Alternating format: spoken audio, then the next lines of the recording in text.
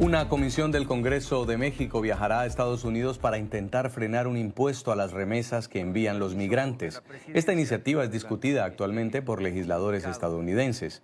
En 2024, México recibió 64.745 millones de dólares producto de remesas, un aumento del 2,3% respecto al año anterior.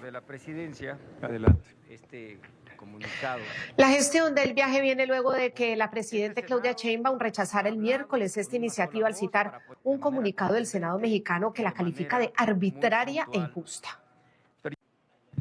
Con el permiso de la presidencia. Adelante. La propuesta del impuesto del 5% a las remesas hace parte de un plan fiscal impulsado por el presidente Trump denominado The One Big Beautiful Bill y fue presentado por representantes republicanos con el que intentan obtener nuevos ingresos para el país.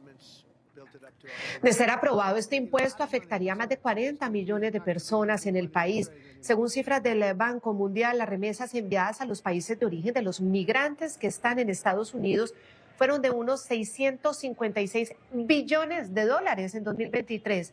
Y para los expertos, este nuevo impuesto afectaría de manera seria a las economías de los países que reciben precisamente estas remesas, más allá de la afectación a sus familias.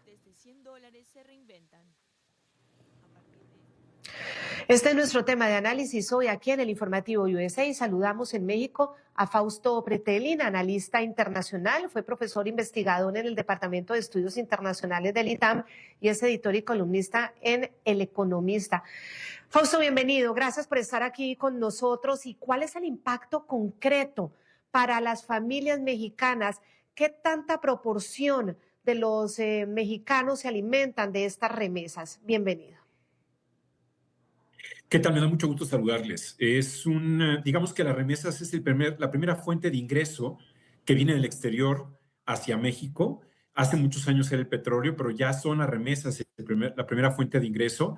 Sí perjudicaría a una amplia parte de la población. Es decir, hay, por ejemplo, 4 estados o 5 estados en el país que son fundamentales, como Chiapas, Michoacán, Jalisco, Zacatecas, la Ciudad de México, que de alguna forma sí llegaría a impactar en dado caso de que los migrantes allá en Estados Unidos de alguna forma se desincentivaran en el envío de las remesas por la imposición de este impuesto del 5%. Es una tasa que le dolería mucho al gobierno federal y a los mexicanos, a los familiares que viven en este país, pero es un argumento o un arma más bien que tiene el gobierno de Donald Trump precisamente por la falta quizás de cooperación de la presidenta Claudia Sheinbaum. Señor Pretelin, la Comisión del Congreso mexicano que está viajando a Estados Unidos a intentar convencer a los republicanos de que desistan de este impuesto a las remesas, ¿podrá lograr su objetivo? ¿Cree usted que existe alguna forma de negociar de ese 5% con el que espera el gobierno de Donald Trump recoger más fondos? Mire, yo creo que la única manera de poder aceptar la negociación es a través del Poder Ejecutivo, es decir, el presidente aproximadamente o quizás menos. El presidente de Estados Unidos hizo una crítica muy clara con la presidenta de México debido a que no quiere quizás aceptar la ayuda que le está ofreciendo el presidente Trump, particularmente los operativos en contra de los cárteles de narcotráfico. Sabemos muy bien que el presidente Donald Trump tiene un quid pro quo, es decir, una caja de herramientas de que yo negocio contigo, pero tú me das esto. Lo vimos con el presidente López Obrador, que en este momento a la presidenta de México no le está gustando, pero es un argumento, insisto, de negociación. Es experto el presidente Donald Trump en usar estas herramientas y sabe muy bien que es una piedra en el zapato el tema de las remesas para el gobierno de México. Vuelvo al dato inicial que nos ha entregado porque pues es muy impactante, señor Pretelin, y es que en 2024, con más de 64.000 millones de dólares, las remesas fueron la principal fuente de esas divisas. Usted dice que incluso por encima del petróleo, de la entrada de la divisa a México. ¿Qué tanta proporción de la población entonces necesita o de alguna manera se alimenta de esas remesas? Mire, hay datos que apuntan hacia un 30-35% de la población, son los que de alguna manera están recibiendo parte de Uf. estas remesas. En el primer trimestre del 2025, la suma subió a 14 mil millones de dólares. Es un porcentaje, una cifra en términos absolutos mayor que la del primer trimestre del año pasado, aproximadamente un 8% más. Y eso habla precisamente de la necesidad estratégica que tienen millones de familias mexicanas de recibir estas ayudas de sus familiares allá en Estados Unidos.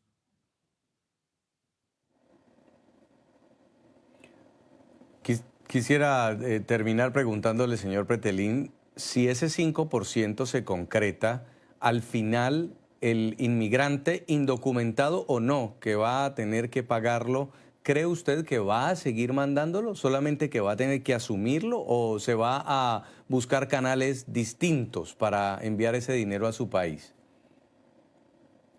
Es una buena pregunta. Yo diría que lo va a seguir mandando. Es un porcentaje importante, pero no tan, digamos, desproporcionado como un 20 o 30%. Y sobre todo que estamos hablando de un bien necesario.